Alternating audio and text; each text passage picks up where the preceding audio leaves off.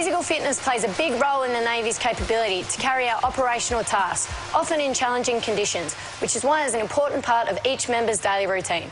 Most importantly, you need your fitness to fight and win in a maritime environment.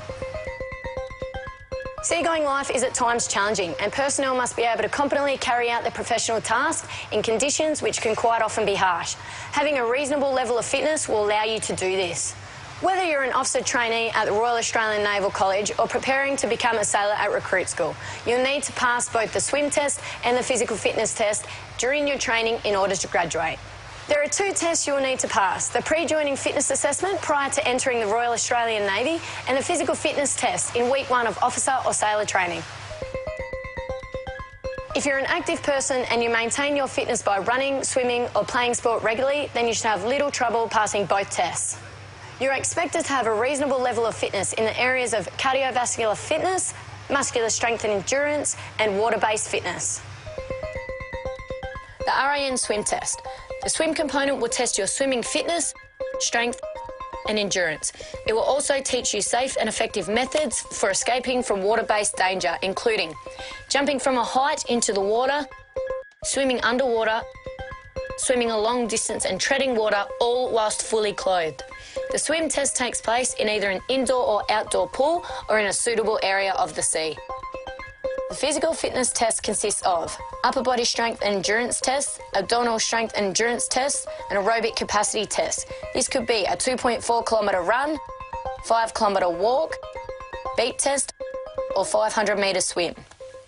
The flex arm hang and push-ups are used to test your upper body strength and endurance, which both reflect your ability to carry loads and support your own body weight. You would need this kind of strength for situations like holding onto a ladder or carrying firefighting equipment.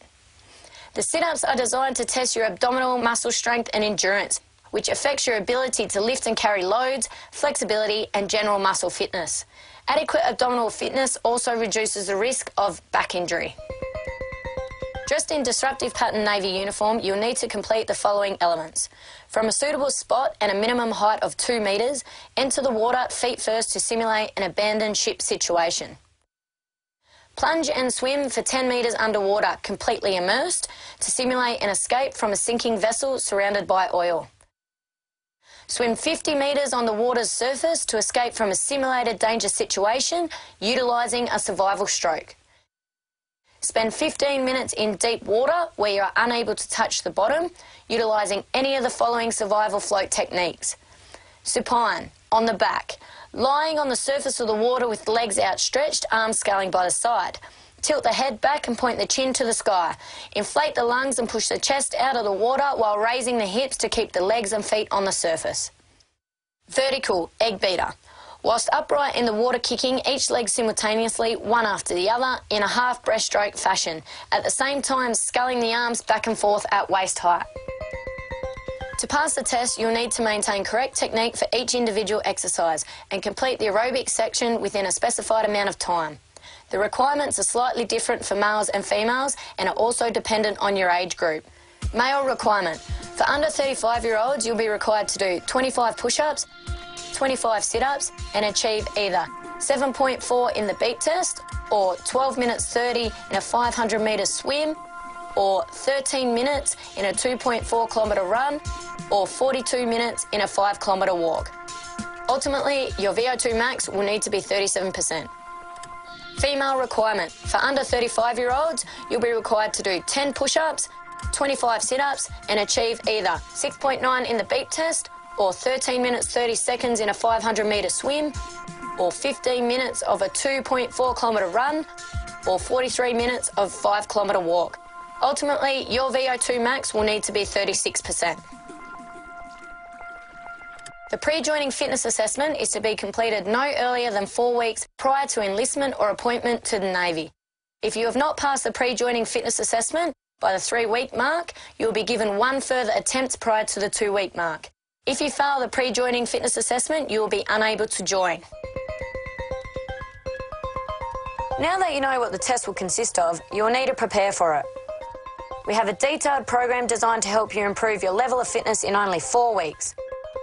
To help you prepare for both tests, go to defencejobs.gov.au to find out more.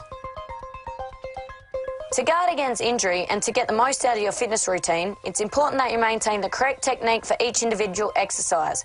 You'll also need this to pass a Navy fitness test during week 3 of your basic training. Firstly, every exercise session should be preceded by a period of 5 to 10 minutes of warm-up and stretching, where the body is gradually prepared for the effort to come. The warm-up should be gentle and rhythmic, and preferably use the muscles to be involved in the major activity. After the warm-up, you should complete a number of stretching exercises to prepare your muscles for the activity. Stretching exercises should be held for 2 to 3 seconds with no bouncing or pain. It is strongly advised to see a qualified fitness instructor for a stretching program. As with the warm-up, a cool-down period is a vital component of an exercise program. This involves a gradual decrease in the intensity of exercise until the body's physiological functions return to the resting state. Stretching should also be done during this cool-down phase and are held for 10 to 15 seconds. Maintaining your fitness isn't just important for your role in the Navy, there are many other benefits which include improved sleep, improved resistance to illness, more effective weight control.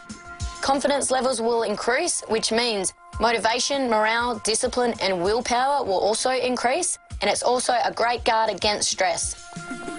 For more information on how to get ship-shape for the Royal Australian Navy, call 13 1901 or visit defencejobs.gov.au.